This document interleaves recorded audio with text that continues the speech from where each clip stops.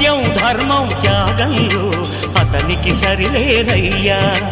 కరుణా హృదయుడు శరణను వారికి అభయమొసగునయ్యా.